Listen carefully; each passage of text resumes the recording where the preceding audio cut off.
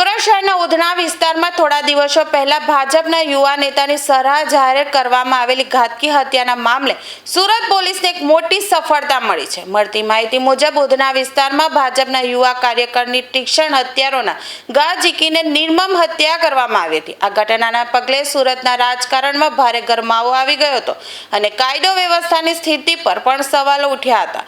ઘટનાની ગંભીરતાને જોતા police commissioner દ્વારા આરોપીઓને તાત્કાલિક પકડવા અલગ અલગ ટીમોની રચના કરવામાં આવી હતી।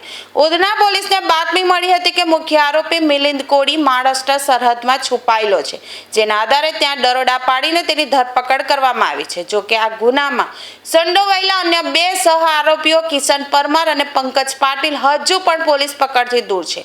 મુખ્ય આરોપી મિલિંદ કોડીની પ્રાથમિક પૂછપરછમાં હત્યા પાછળના ચોક્કસ કારણો અને આ બંને ક્યાં છુપાયા છે તેની મહત્વની કડીઓ પોલીસને મળી છે। હાલમાં ઉધના પોલીસે મિલિંદને સુરત લાવીને કોર્ટમાં રજૂ કરી રિમાન્ડ મેળવવાની તજવીજ હાથ ધરી છે। તારીખ 18 મેના રોજ ઉધના પોલીસ સ્ટેશનમાં એક ખૂન દાખલ થયેલું હતું।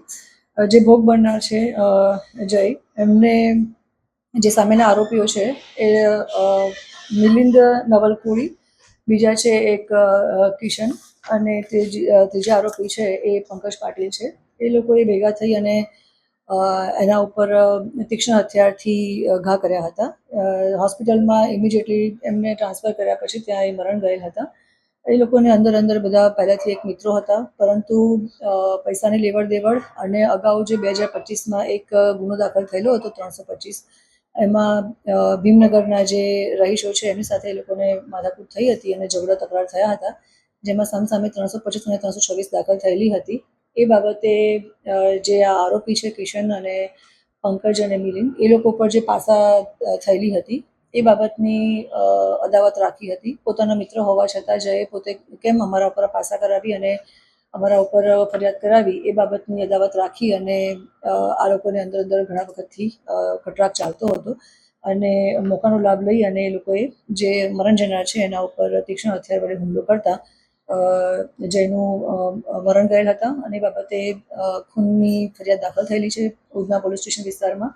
જે આરોપી છે મિલિંદ નવલ કોડી, જે ડિંડોલીમાં રહે છે અને મૂળ ગામ એનું જલગાંવ છે, ત્યાં એ પોતે આ ગુનો કર્યા પછી જે કિશન છે એને લઈ અને ભાગી ગયેલ હતા। બંને જણા ત્યાં સાથે હતા। અમારી પાસે હ્યુમન સોર્સિસથી જે ઇન્ફોર્મેશન આવી હતી અને એના આધારે અમે લોકોએ અલગ અલગ રાજ્યોમાં ટીમ રવાના કરી હતી।